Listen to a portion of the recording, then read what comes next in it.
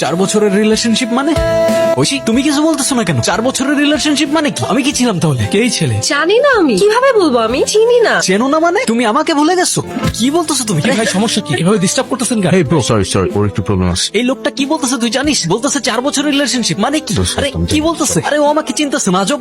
আরে কি করতেছস? কোথায় নিয়ে যেতেছস তুই আমার? আরে শান্ত হ। কি শুরু করছিস তুই? এখানে সবার সামনে আপনি সিনক্রেট করতেছিলি কেন? তুই শুনছস ঐশীর হাজবেন্ড কি বলছে? ওদের 4 বছরের রিলেশনশিপ কিভাবে? আমি ছিলাম না 2 বছর। ওদের 4 বছর রিলেশনশিপের পর বিয়ে কিভাবে হয়?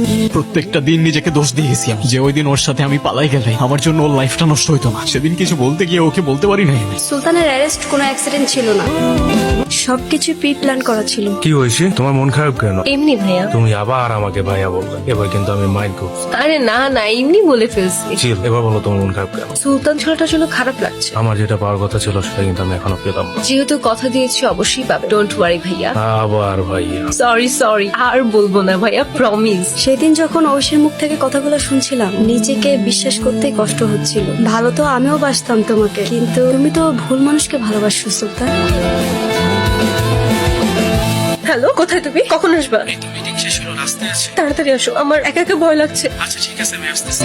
তুমি? এখন চিনতে পারছো? তখন তো চিনতে পারছিলে না, ভুলে গিয়েছিলে। না মানে ভুলতে পারবে না, ভুলতে দেবো না। কি বলতেছো তুমি এসব? বুঝতে পারছো না কি বলছি? যে নরকের খেলা তুমি আমার সাথে শুরু করেছিলে, তার শেষটা আমি করব। যতটুকু কষ্ট, যতটুকু যন্ত্রণা আমি সহ্য করেছি, তার পুরোটাই ফেরত পাবে তুমি। আজকে থেকে প্রত্যেকটা দিন, প্রত্যেকটা মুহূর্ত কাউন্ট করতে থাক, কারণ এবার তোমার যাবার পালা।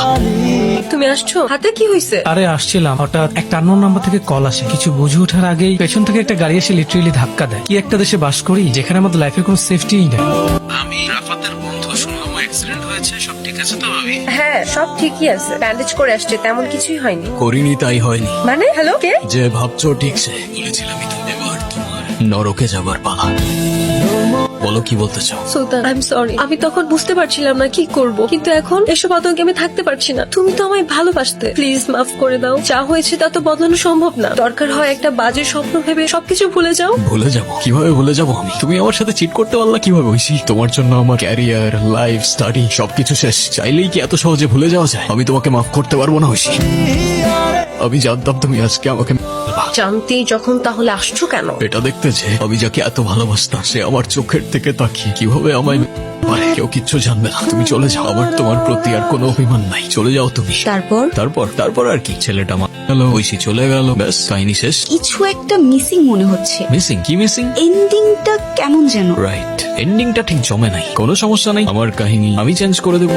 সুলতান, নট নাও। তুমি তো জানো সিগারেটের ধোঁয়ায় আমার ব্রিদিং প্রবলেম হয়। এন্ডিংটাই কি মিসিং লাগছে বলো তো? ছেলেটা তো বলেছিল এবার মেয়েটা নরকে যাবার পালা, কিন্তু এটা তো কিছুই হলো না। কে বলেছে কিছু হয়নি? বলো কি বলতে চাও? দেখো, যা কিছু হয়েছে তা তো বদলানো সম্ভব না। দরকার হয় দুঃস্বপ্ন ভেবে সবকিছু ভুলে যাও। ভুলে যাবো? কিভাবে ভুলে যাবো আমি? তুমি আমাকে চিট করতে পারলা কিভাবে ঐশী? তোমার জন্য আমার লাইফ, ক্যারিয়ার, স্টাডি সবকিছু শেষ। চাইলেই কি এত সহজে ভুলে যাওয়া যায়? তোমাকে আমি মাফ করতে পারবো না ঐশী, তোমাকে আমি করতে পারলাম না। এটা কি হলো? ছেলেটা কিভাবে মেয়েটা ফেললো? ছেলেটা তো মেয়েটাকে ভালোবাসতো। তাহলে ছেলেটার কি করা উচিত ছিল? ক্ষমা করে দিয়ে আরেকটা সুযোগ দিয়ে সবকিছু নতুন করে শুরু করা উচিত ছিল। আমিও প্রথমে তাই ভেবেছিলাম, তারপর ভাবলাম শিরক তো সৃষ্টিকর্তাও মাফ করে না, আর আমি তো সামান্য ইনসান, আমি করি কি করে? মানে লজ্জা লাগে না আপনার? দুইটা করছেন, এবার আর বাঁচতে পারবেন না। স্যার, একজন লোক আসছে আপনার সাথে দেখা করার জন্য। কে আসছে দেখা করার জন্য? কে? মিস্টার সুলতান আমাদের ক্লায়েন্ট, আর এটা সুলতানের পেলার। বেইল পেপার সব ভালো করে চেক করে দেখেন, সব ঠিক তো আছে না? কিন্তু ও তো বেরোর কথা না, ও তো একটুকে নিজের মুখে স্বীকার করছে। কোন প্রমাণ আছে স্যার? আমার ক্লায়েন্ট তো এরকম গল্প অনেকেই শোনা, লেখালেখির অভ্যাস আছে তো। জন্ম মৃত্যু তো সৃষ্টিকর্তার হাতে, তবে তার ইচ্ছা এবার তো নরকে যাবার পালা।